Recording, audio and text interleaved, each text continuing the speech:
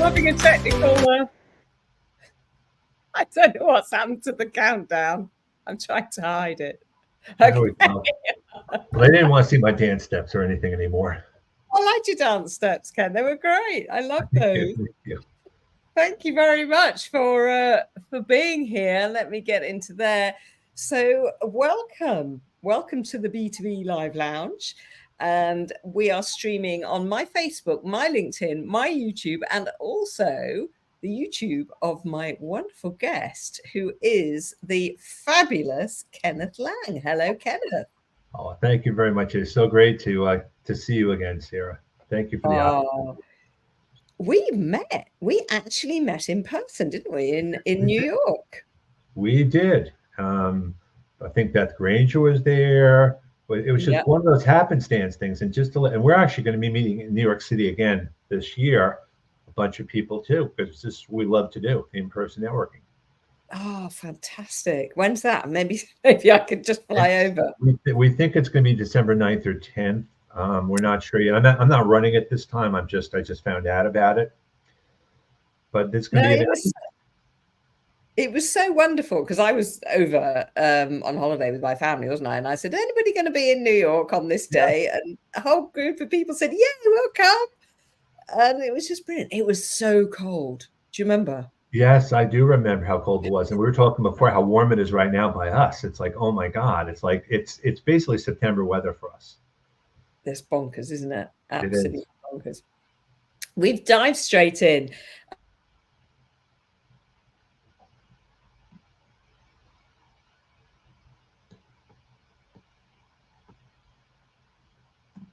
That was a bit glitchy. We disappeared and then we came back. Yeah, I know. That's weird. Maybe it's a StreamYard thing. I don't even know. Maybe that was very weird. If you are joining us live, please.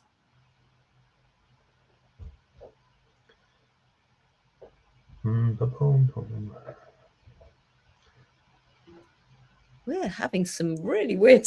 Yeah, I mean, I'm fine, but you're like, okay.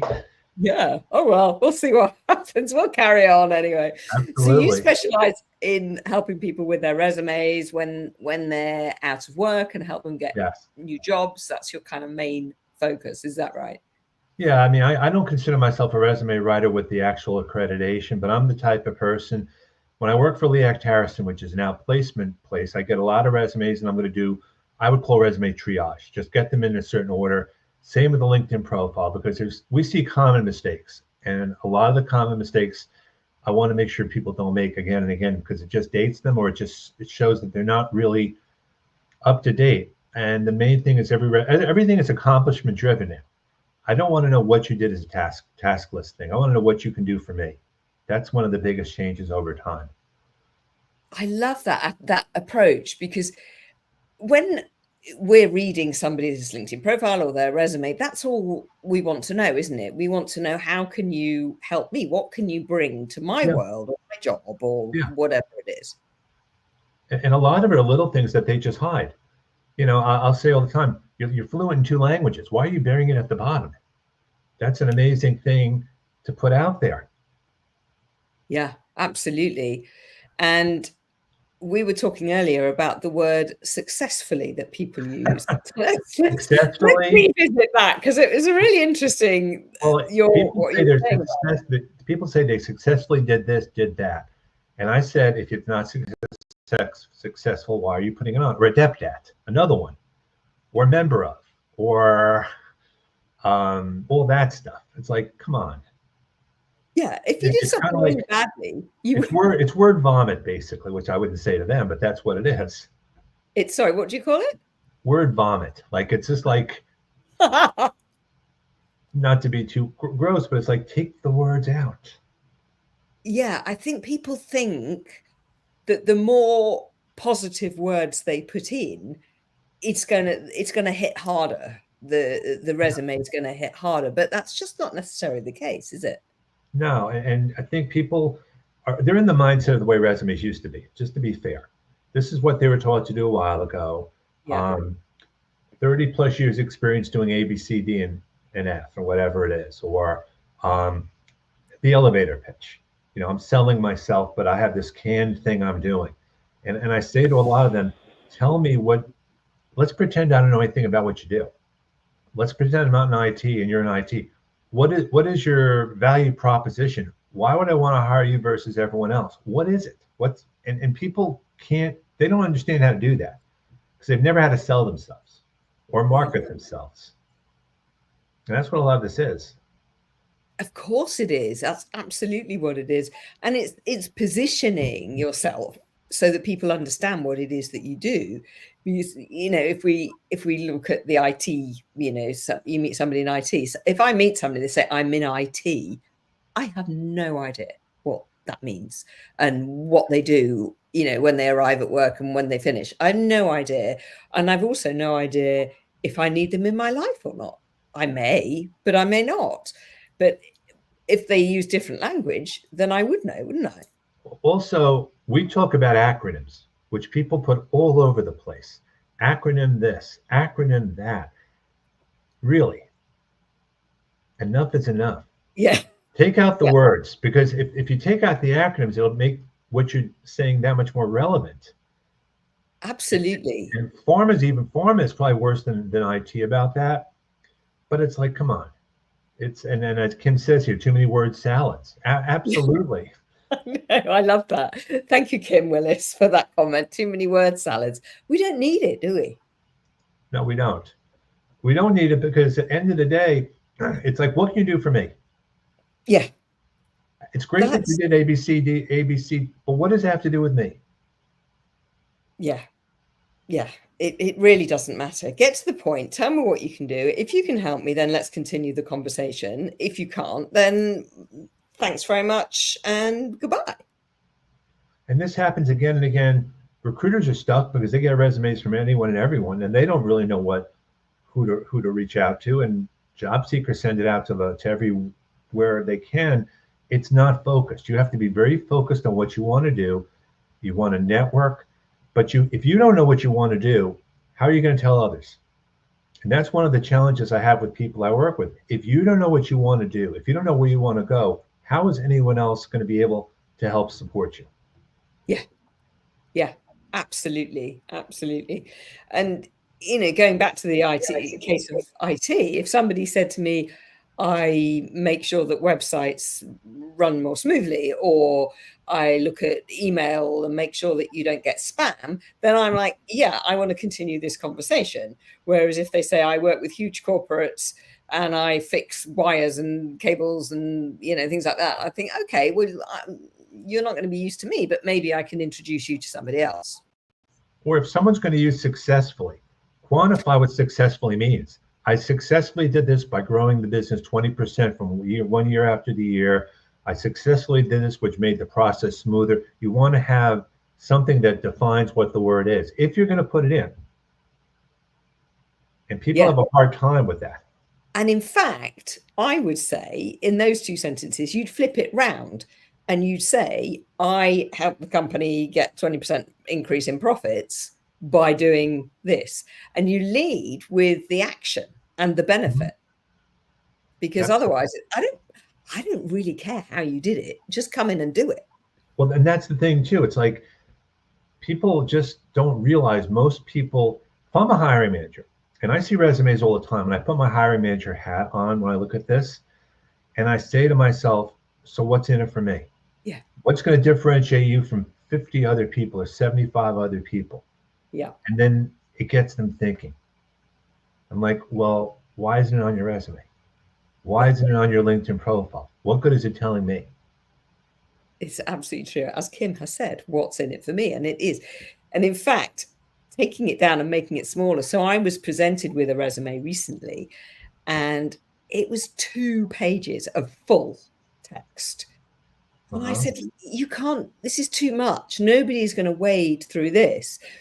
And the young lady said, well, I've done all these things. I want to talk about them. And I said, yeah, and they're all very credible, but say the same thing, but use less words. Absolutely. Or go away and come back and put it on 1 page. Well, the other thing is, just as a caveat, there are some resumes that are long because of whether they're in science or they've done patents and things. Those are for academia. Those are understood to be longer. But even then, I'll say, why can't you just add a link to or an addendum somewhere to where everything is? Because no one is going to go through all that stuff. No, no, they really. In fact, I think there are people who love digging into the deep, Yeah. all of that stuff. But there are more people, many more people who want the overview. And especially if you've got a pile of CVs, resumes to go through, as you say, go do the short version. And if somebody wants more, then this is where you can go to read it. Well, one thing I do a lot of at Leac Harrison, just to kind of put things in perspective, I'll do a search for job titles. And then I'll look at the job titles that are there and I'll look at the requirements and I'll say, have you done this? And they'll say, yes, then how have you done it? How can you quantify that on your resume? Because they Nice. don't know what they don't know. I said, you're not applying for this job, but just look at the specs. Or go to someone else's profile with the same job title as you and look at what their about section looks like. Look at what their heading looks like. Yeah, I love that. And that's when the light bulb goes on. Yeah, yeah. And don't be frightened to take inspiration from how other people structure their resumes or their profiles. Absolutely. And I'll say you're no better or worse than any of them, but they're just doing a better job of marketing themselves. And it's a little thing. Yeah, yeah. We can talk about branding, having the picture in the background. No one does. Very few people do that. Very few people. But if there's one takeaway on a LinkedIn profile, which drives me freaking crazy, if you don't put your email address in the about section or some way for me to contact you without a connection request, especially now with the limitations, you're doing yourself a disservice. Oh, yeah, good point. I love that. I hadn't thought of that. Mine is. I think I need to go and check. Yeah, it is. That's a really valuable piece of advice. I love that.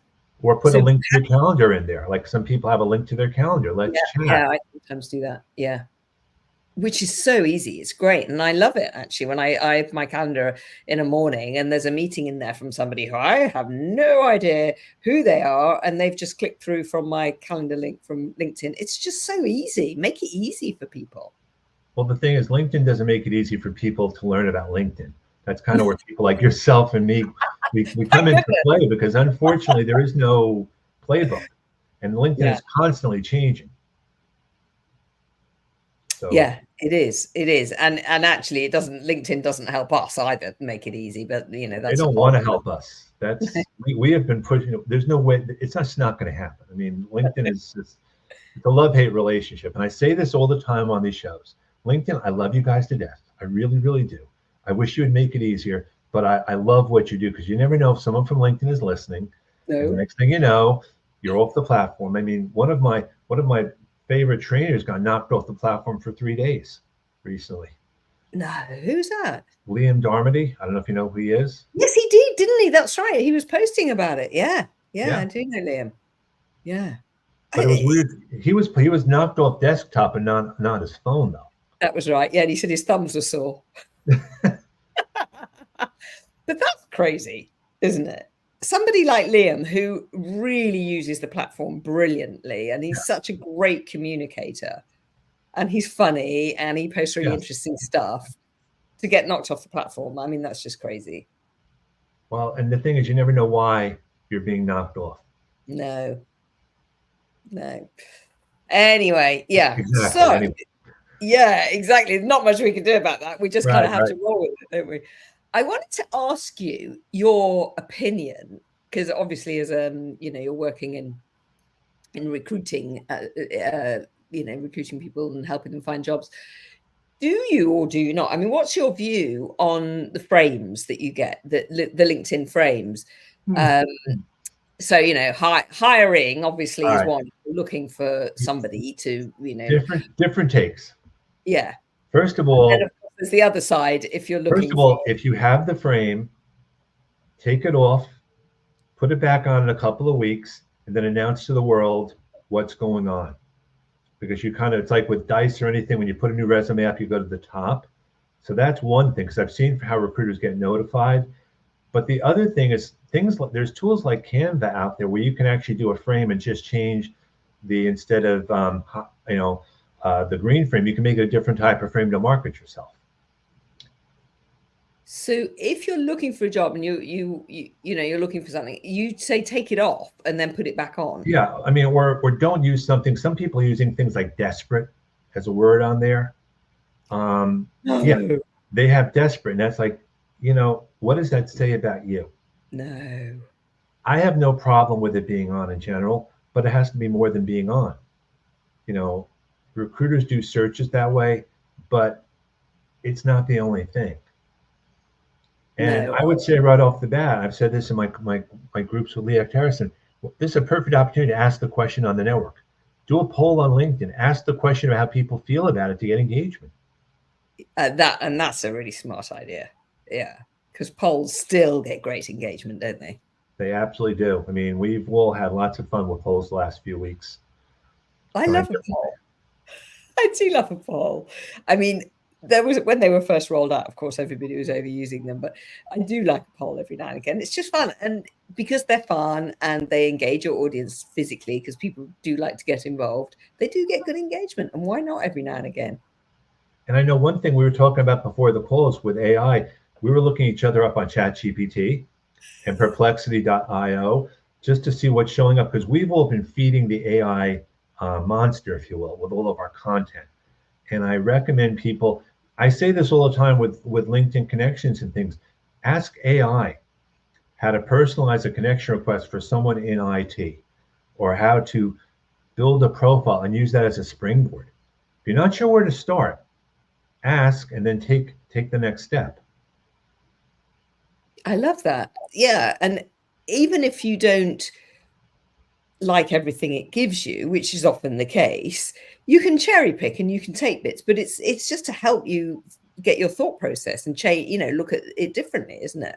Yeah, and even like I'll get at Leo Harrison, I'll get a job title. I have no idea what it is.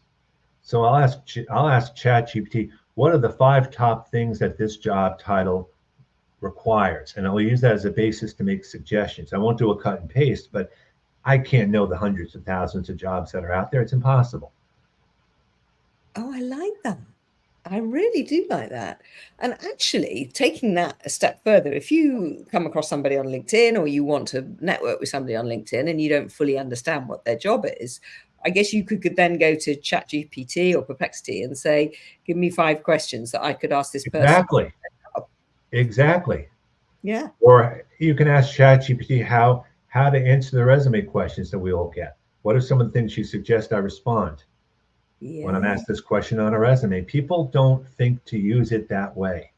No, no, they don't. And yeah, I love that. Oh, I'm going to have fun this afternoon playing. But we did, and it's interesting because we always say we Google ourselves, and we should Google ourselves Right? regularly, or look on the whatever search engine you're using. But we just did this before we came live, didn't we? I went to ChatGPT and Perplexity, and I asked it, "What would you say about Sarah Clay, LinkedIn trainer from London?" And one of the words which came up, which was really interesting, was the word polite. I have no idea where they found that word. I am very polite and I've been raised very well and I know my manners. But a lot of the stuff was obviously taken from my website, taken Sure. from my LinkedIn profile, etc., etc. And a lot of the images came from LinkedIn and from my website. But there were a couple of random things in there that I found really interesting. Yeah. So yeah, it's a good thing to do. And yeah, especially if you're job seeking, because your potential employer is going to be doing the same thing. They are going to be digging and digging around to find out about you. And you have to make sure you have no skeletons in your cupboard, I presume. And the other thing that I get again and again is what do I do if I don't have a job now? What if Uh-huh. I've been out for 3 or 4 months or 5 months? What do I do? And that's a question that we all struggle with. What's the best way to answer it? Is there a golden answer or does it depend on? It depends are the 2 most common words we all talk about in these groups and as um, job search specialists. It depends because there's no one size fits all. Right. Some people have been out for a while and there's nothing wrong with that. Life happens. Some people have to put something on because they feel better as a placeholder. I mean, I would say put volunteer experience at the top. That can be current work. No one has to know specifics. You don't want to miss. You don't want to. You don't want to, lie about it. But if you're doing things now, you're doing things. Yeah, it shows that you've got the gumption and the, to actually get up and do stuff, even if you're not getting paid. And a lot of the people that are applying for jobs don't realize recruiters have been out of work before, hiring managers have been out of work before.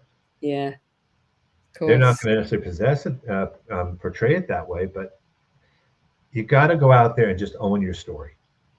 Yeah, and you can't lie No, because you'll get found out. no. Yeah, you will get found out.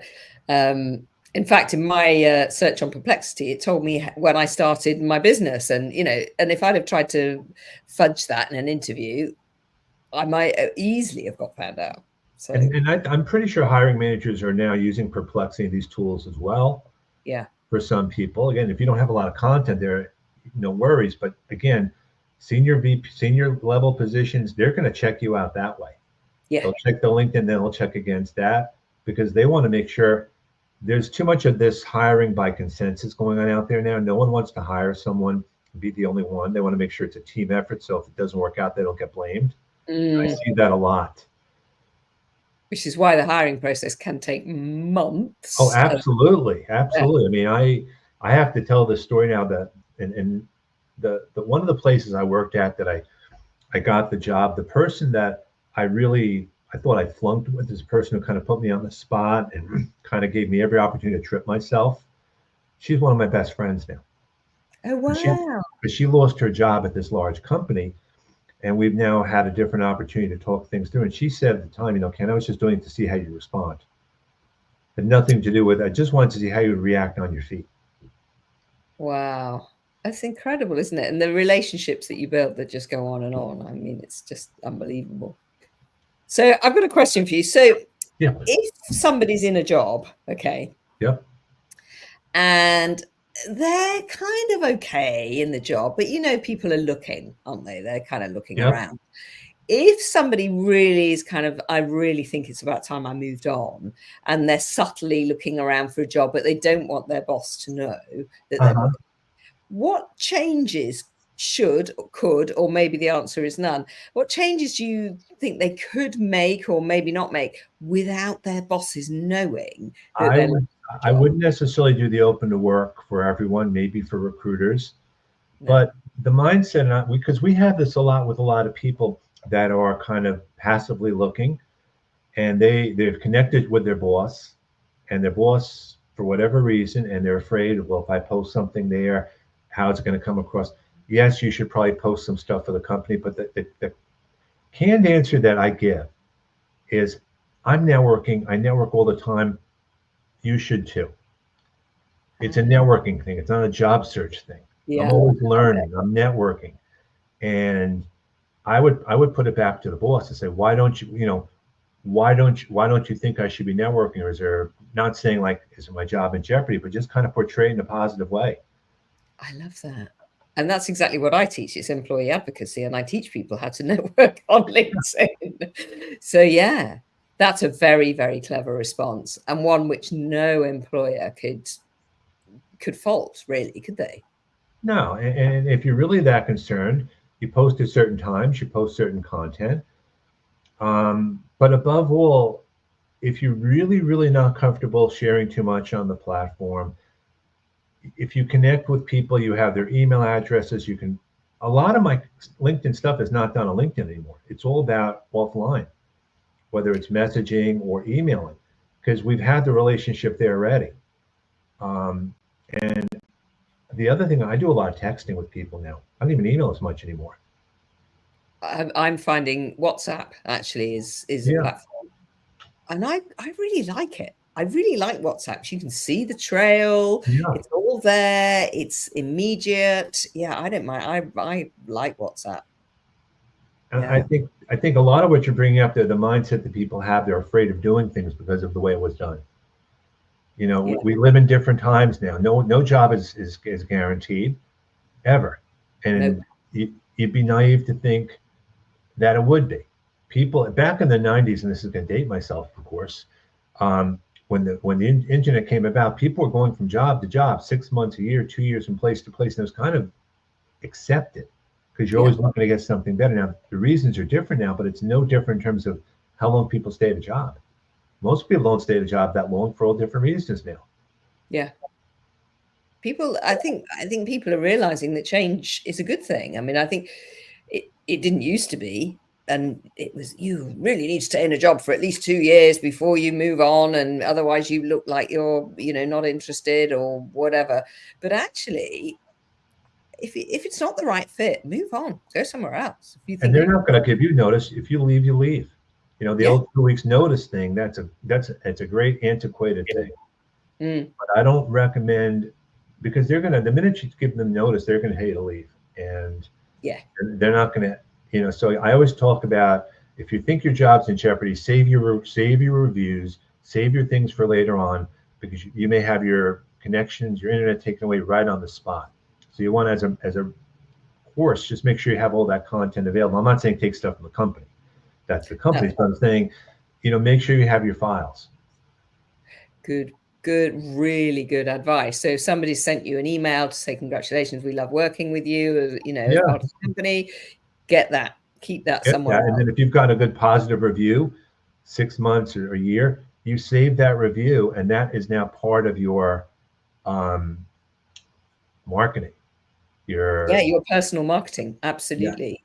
Because that's what we were saying. It's like we all are our own personal brand, and that's part of your cash, if you like. I Love just it. think a lot of people are just afraid, they don't know where to start. And there's so much information out there. We all know how much information is out there, and it's so hard to know what's right. Oh, there's so many rights and wrongs. Interesting, you were talking about how you take the relationships off LinkedIn and you move Yeah. them to messaging or email or whatever. So if you're looking for a job and you see a job advertised on LinkedIn, Uh-huh. what's your advice with how to apply to that job? I mean, I know there's the fast apply or whatever it's called, when you can just click through and send your CV. You can apply long form on LinkedIn. Or what about taking it off LinkedIn and applying directly to the company? Would you ever advise that? Probably, but I would probably do is, if I see a job at company A that I'm interested in, yes, you're going to have to apply online, but I would look for someone at the company on LinkedIn. I would do a search by the company, do a search by the specific industry, and maybe you're not directly connected with them, but you know someone in your network who is, and maybe they can make an introduction.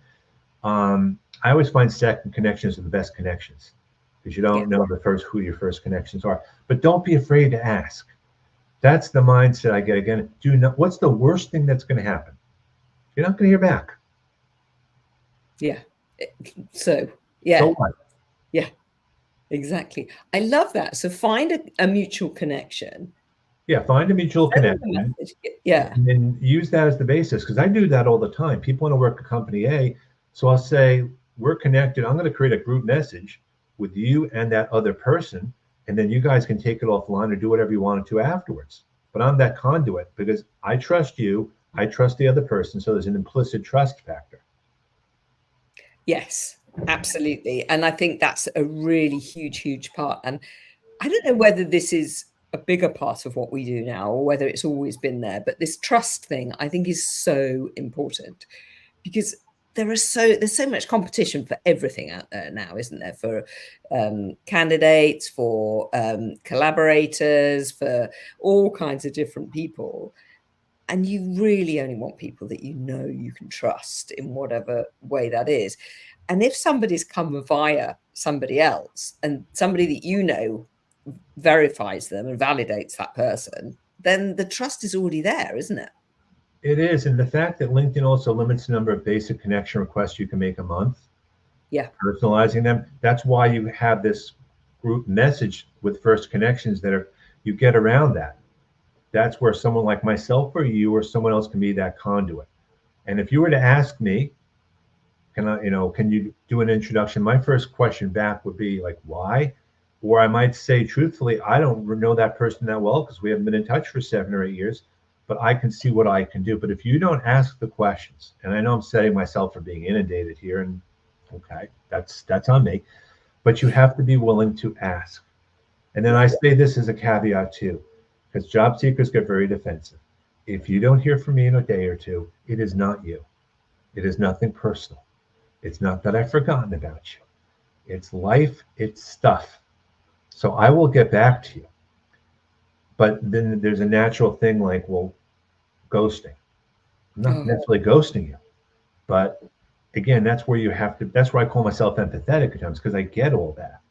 yeah. And sometimes I sometimes I have to think before I write things back, because I don't want it to come across the wrong way. I'm constantly editing, re-editing my things that I say, because once you send it out, it's very hard to determine tone on anything you do.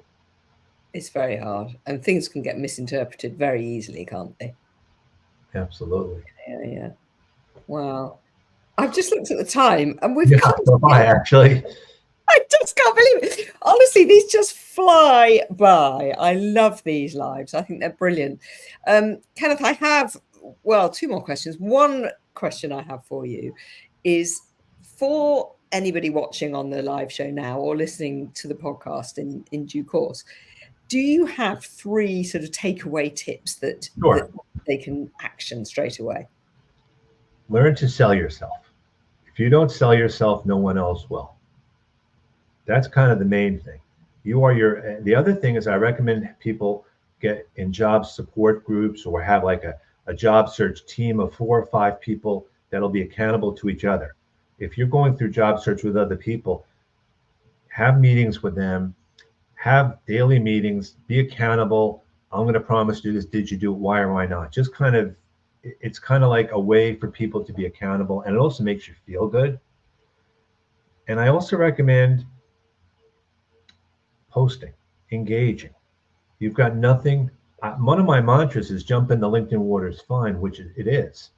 You're not going to get caught up. I hate the discussion about no one is looking at my posts. No one is looking at it. It doesn't matter. All it takes is one person. Yeah. Yeah. And before we get there, I want to have you on one of my events, definitely to reciprocate, because I think I we love that I'm on one of yours. Thank you. and Yes. look for Sarah and me everywhere. We are here to, I mean, not literally everywhere, but we're here to help. So my only other ask is, if you connect with me, can you be as specific as possible? Needing help finding a job, okay, that means a lot of things. It means a lot. Yeah. If What you kind of say a I job? need help, I need a connection at company ABCD, or I'm happy to help anyone and everyone, but the more I know, the better. Yeah. So somebody comes to you and says, for example, I want to be connected to some engineers. Yeah, What would be more helpful would be to say, I've looked at this company, and I really want to be connected to some people at those companies, or that right. company, or even that particular person. And that just makes you much more responsive, makes your task easier, and you're much more likely to do it, right? Yeah, I mean, engineers, there's different types of engineers, there's different locations, there's Yeah. different industries, there's different experience levels. Um, it just makes it easier. And but this is an exercise a person should be thinking about for themselves when they're doing. Let's take me and you out of the equation. If you can't answer that question for yourself, working with other people, it's going to be very hard for anyone to help you. Yeah.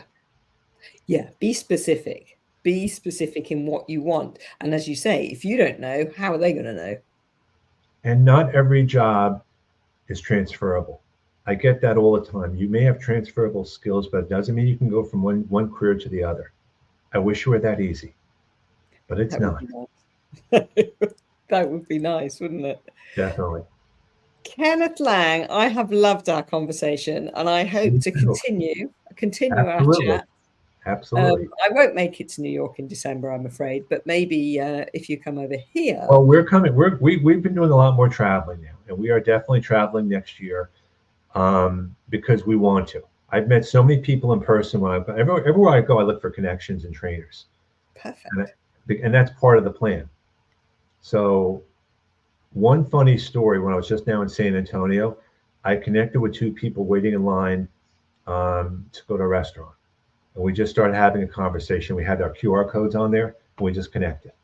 I had no idea who the person was, but we just kind of just did it. I love it. I love that. That's brilliant.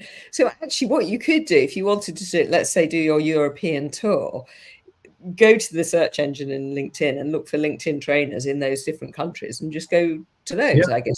Yeah. Well, I do that all the time. We're going on vacation, so it's like, who's in the area? I and love that. let's set up a place to get together. And we've done that before. That's what happened when Rachel Simon and Bobby Umar. I don't know if you know, they were both coming up to the city. Bobby from Toronto, Rachel from Atlanta. And then I said, let's get together. And I said, well, let's get a bunch of other people together as long as we're there. Yeah. Brilliant. Oh, I'd love to meet Bobby. I've never met him. He's been on the show. Bobby is as tall as me, 6'5". He's not. I didn't realize that. We didn't realize it till we met. Do you notice I deliberately put you higher on the screen because I know you're a lot taller. Bobby is the same. That was the thing about all these calls on Zoom and things. You didn't realize when people got together No, that there was more to them than that. I know, it's funny, isn't it? Yeah, because I'm actually a foot shorter than you. I'm 5'5". I know you're about the same size as Brenda Miller, actually. Yeah, I think I probably am. I always think I've never met Brenda. I would love to meet Brenda, but yes, Brenda's really cool. Yeah, she's brilliant. She was on last week. She was. Yeah. There is no show next week, folks, because I'm at the business show in London at the Excel. So there will be no show next week. So we're having a week off. But Kenneth Lang, I thank you so much. I've absolutely loved this conversation. Of course, I have my San Antonio cup. Everywhere I go, I get a cup from, because I'm too tall. I know, I love that post. I saw that. And, you know, so I can't do clothes. I'm tired of hats. So I have to come up with something else. So when I was in Colorado, I got my Colorado cap, my Colorado thing. That's my thing now. I love that. Yeah, maybe I should do key rings or something because they're quite small. In fact, what I collect is T-shirts and I give them to the kids, but you know, then I don't see them again. But I know. Well, it's like we'll do things on the refrigerator. We'll do things like that because it's a remembrance. I mean, but again, everyone, it's just a way to remember. It's great. I love it. All right. Kenneth, thank you. And people, go and find Kenneth on LinkedIn. He talks all about recruiting and new job hiring and resumes and lots of other interesting stuff too. And he's a truly wonderful person. So thank you, Kenneth, for being on the show. I'm just going to play us out with a bit of music. Sure. Yep. Okay. Yep. And 2 weeks' time, I'll be back. But Kenneth, thank you very much. Thanks, Pat.